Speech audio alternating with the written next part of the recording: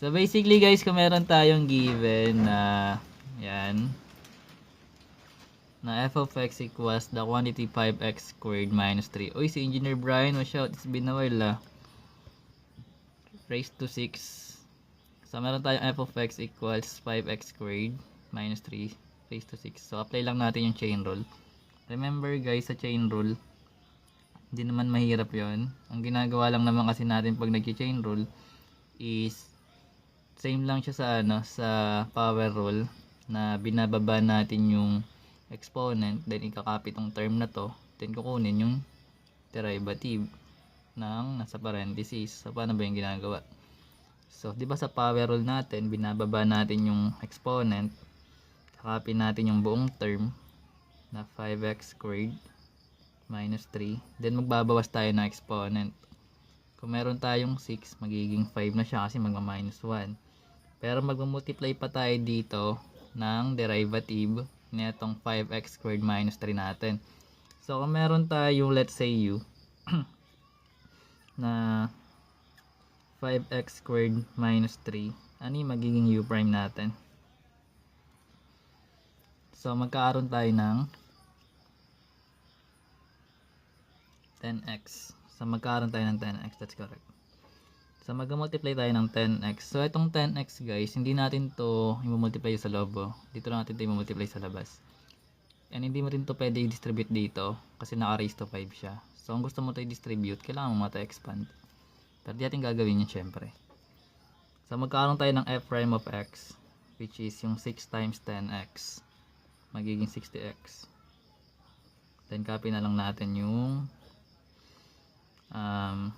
5x squared minus 3 raised to 5. Teka na siya ginagawa. Saan galing? Saan galing daw yung 10x? Dito yun guys galing sa derivative ng 5x squared minus 3. So meron tayong given na f of x equals the square root ng 3x squared plus 4. So syempre, pag ginamitan natin to ng chain rule, kunin muna natin to or simplify muna or convert into rational exponent. So pag kinonvert natin to into rational exponent or fractional exponent, bali magkakaroon tayo ng 3x squared plus 4 raised to 1 half. Diba? So same process sa pagkuha ng derivative sa power rule, bali magka-times lang tayo ng u prime natin. So magkakaroon lang tayo guys ng yung 1 half, baba natin yun, then copy lang natin yung buong term na 3x squared plus 4. So kung meron tayong 1 half, pag binawasan natin yun ng 1, ilan yung magiging sagot natin? So kung meron tayong 1 half minus 1, eto magiging wala, negative 1 half or negative 0.5. So magiging negative 1 half siya na. Then times natin yung derivative na itong 3x squared plus 4. So kung meron tayong 3x squared plus 4, ano yung magiging derivative nun? So 3x squared, that is magiging 6x, diba? Kasi 2 times 3 magiging 6. Then bawasan natin yung exponent, then yung sa constant magkakaroon tayo ng 0. So ngayon kailangan natin ito i-multiply dito guys. So yung 1 half times yung 6x magiging 3x na lang, kasi yung 6 divide 2 magiging 3 times yung x nya magiging 3x pa siya. Then meron tayong 3x squared plus 4 raised to negative 1 half. Pero dahil naka-negative exponent siya, pwede natin ibaba. So para maging positive yung exponent natin, itong term na to, dadalhin natin sa denominator na. Kasi nasa numerator siya. So bali magkakaroon tayo ng 3x over yung 3x squared natin plus 4, pero positive na exponent. So ngayon, kung gusto mo gawin siyang radicals, pabalik mo siya doon na part. Kasi alam natin yung 1 half raised to 1 half is magiging square root. So, ibig sabihin, magkakaroon tayo ng 3x over yung square root ng 3x squared plus 4 natin. So, ganyan siya ginagawa.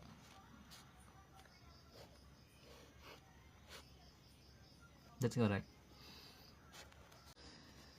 So, ngayon guys, meron tayong given now f of x. Meron tayong f of x equals 1 over 2x minus 1 na raised to 4. So, rewrite muna natin to into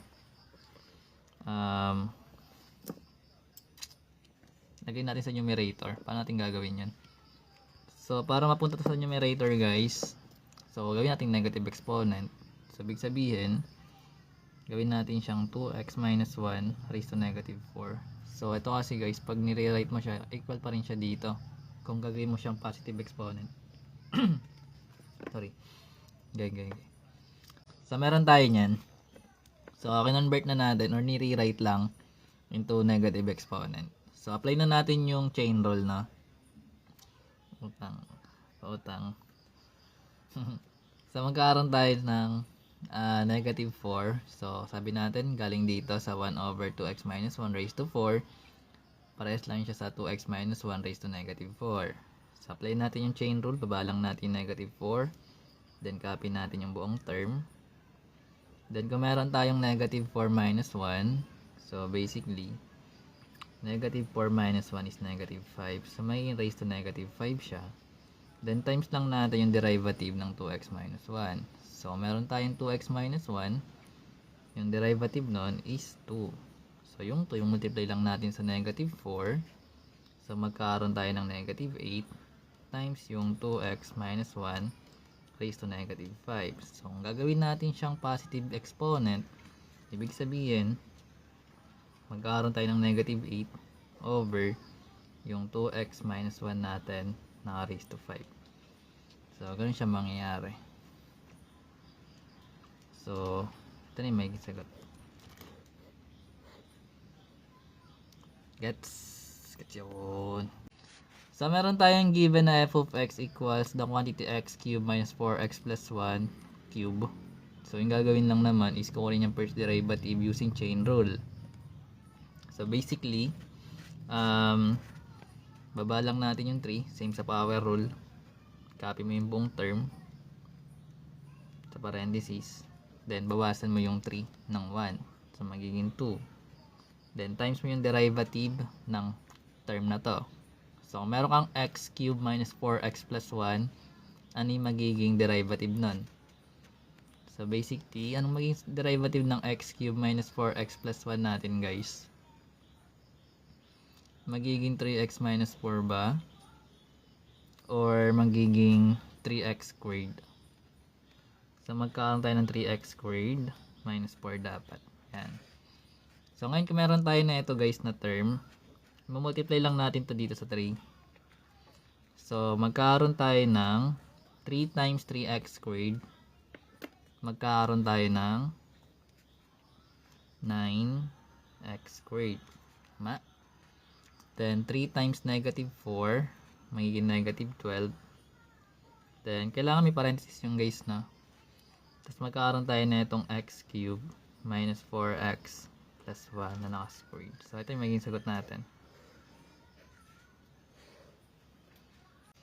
So, ngayon guys, meron tayong given na cube root ng x squared plus 5x. So, i-rewrite lang muna natin tong given sa exponential form niya, no? So, basically, ito, pag ni-rewrite natin, magkakaroon tayo ng x squared plus 5x pero naka raised to 1/3. Bakit 1/3? Kasi meron tayong cube root. Kapag square root naman 1/2. So ngayon kung meron na tayo niyan, pwede natin siya i-differentiate using chain rule. So yung gagawin, bababa lang natin yung 1/3, kakapin natin yung x squared plus 5x. Then kung meron tayong 1/3, then babawasan natin yun ng 1. Ano magiging sagot natin sa 1/3 minus 1? So, meron kang 1/3 minus 1. Magkakaroon tayo ng Anong sagot sa 1/3 minus 1? 1 ba? 1/3 minus 1. That is negative 2/3. That's correct. So, magiging negative 2/3 siya guys na. So, ngayon, magiging raised to negative 2/3. Bakit negative 2/3? Kasi, yung 1 natin guys, pwede natin siyang gawing 3/3. Kasi ang 3/3 is 1 din. So, ngayon, kung meron kang 1 minus 3, edi magiging negative 2 siya. Then, kakopy mo yung denominator. So, pwede mo kunin yung LCD kung ayaw mo gawing ganyan. Ganyan pa rin magiging sagot. Anyways, magka-times pa tayo dito ng derivative na itong x squared plus 5x. So, kung meron tayong x squared plus 5x,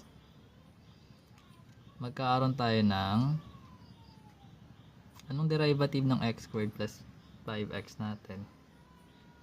So, ito is magiging 2x plus 5. That's correct. So, ngayon, kung meron tayo ng 2x plus 5, i-multiply lang natin yung dito guys sa 1/3. So, ngayon, magkakaroon tayo ng 1 times 2x plus 5, that is 2x plus 5 over 3. Then, ito naman, times natin sa x squared plus 5x raised to negative 2/3. So, ngayon, kung naka-raised to negative siya, pwede natin i-rewrite. So, bali etong x squared plus 5x natin, diba kung naka-raised to 2/3, magiging cube root siya, tas naka-squared. Pag ganun ginagawa natin. So, ngayon, etong given na 2x plus 5 over 3 natin, etong term na to, kakabit lang natin dito sa 3, sa denominator. So, magkakaroon na tayo ng final answer na 2x plus 5 all over yung 3 natin. Dito yung galing.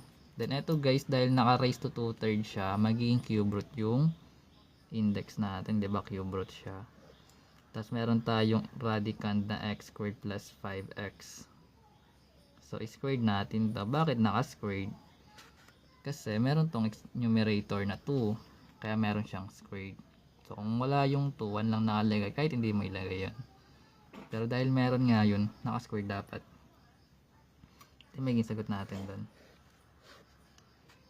Okay na yung sa ano natin guys, sa chain rule. So, basically, madali lang to. Kasi same lang naman to sa sa power rule. Gets yun, gets yun. Next.